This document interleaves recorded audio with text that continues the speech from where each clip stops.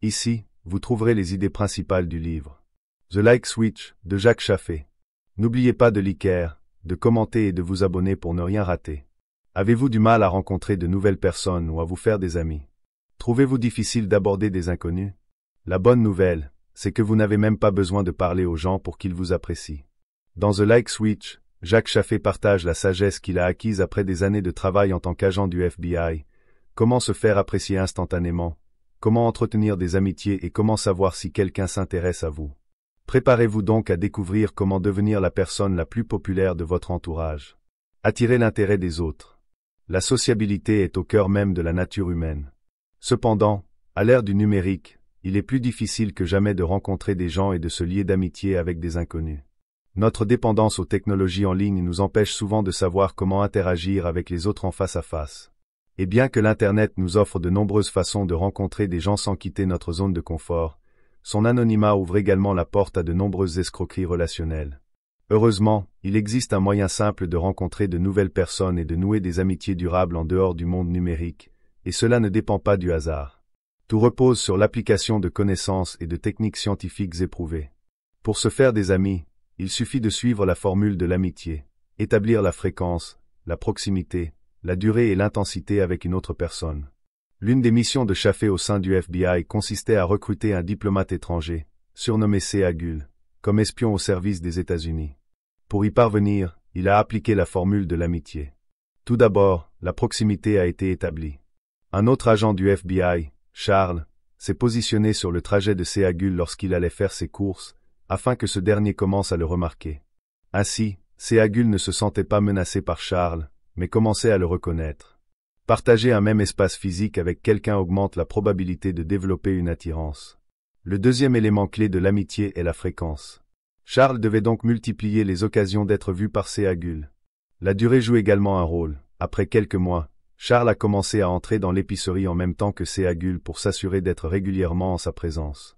Enfin, l'intensité, dernier ingrédient de la formule de l'amitié, concerne la manière dont vous parvenez à satisfaire les besoins psychologiques ou physiques d'une autre personne par votre comportement verbal et non verbal, explique l'auteur. Dans le cas de Charles, sa présence constante et ses contacts visuels avec C.A. Gull ont éveillé la curiosité de ce dernier. Lorsqu'un jour Charles l'a finalement abordé, C.A. Gull était réceptif à la discussion et ils ont réussi à établir une amitié. C.A. Gull est ensuite devenu espion pour les États-Unis. Dans vos relations personnelles, vous pouvez utiliser un crochet de curiosité pour susciter l'intérêt des autres. Par exemple, Philippe, un jeune homme récemment installé à Los Angeles, cherchait à se faire des amis. Il a donc commencé à fréquenter un bar près de chez lui. Une fois sur place, il commandait un verre et sortait quelques billes de sa collection pour les examiner sur le comptoir. Ce comportement a attiré l'attention du barman, et ils sont rapidement devenus amis. Envoyer des signaux d'amitié. Dans nos interactions quotidiennes, nous envoyons et recevons constamment des signaux. Chaffé appelle cela l'analyse du territoire. La plupart des gens apparaissent comme neutres, ce qui signifie que nous ne les remarquons pas, mais certains attirent notre attention, soit en tant qu'amis potentiels, soit comme menaces. Au fil de la journée, nous émettons des signaux d'amitié ou d'hostilité. Beaucoup de personnes, en particulier celles qui ont grandi dans de grandes villes, envoient inconsciemment des signaux de rejet. Ce phénomène est connu sous le nom de grimace urbaine et correspond à une expression faciale qui dissuade les autres de nous approcher. Si vous avez du mal à engager le contact avec des inconnus, il se peut que vos signaux non-verbaux suggèrent que vous ne souhaitez pas être abordé. Vous serez peut-être surpris d'apprendre que les humains ont un point commun avec les lucioles. Ces insectes utilisent la lumière de leur corps pour envoyer des signaux de séduction à leurs congénères. Les humains possèdent un signal similaire, que Chaffé appelle le clignement de sourcils. Le clignement de sourcils est un signal subconscient qui dure environ un sixième de seconde. Les sourcils montent et descendent rapidement. Lorsque nous approchons quelqu'un, notre cerveau recherche instinctivement ce signal. Il indique que l'autre personne est ouverte à la rencontre. Alors, la prochaine fois que vous souhaitez engager une conversation, essayez ce geste simple. Une autre façon efficace d'envoyer des signaux d'amitié est d'incliner légèrement la tête sur le côté. Cela expose l'artère carotide, l'un des points les plus vulnérables du corps humain. Ce geste renforce la confiance et vous rend plus attirant.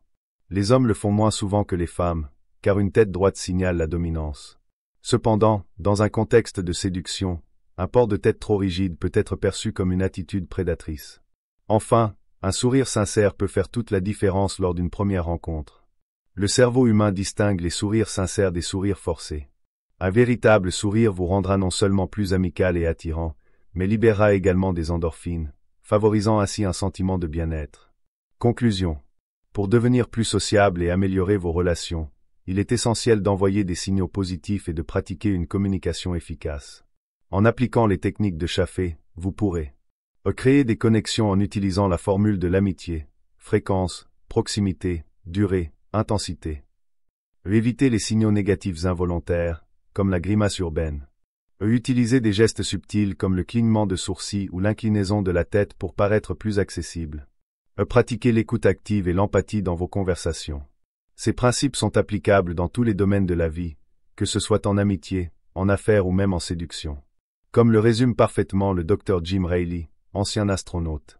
Que vous souhaitiez améliorer vos compétences en vente, mieux lire une pièce ou recruter des espions soviétiques, Jacques Chaffee vous donne ici les clés essentielles d'une communication efficace. Ce livre regorge de conseils et d'astuces qui vous seront extrêmement utiles dans n'importe quel contexte professionnel ou social.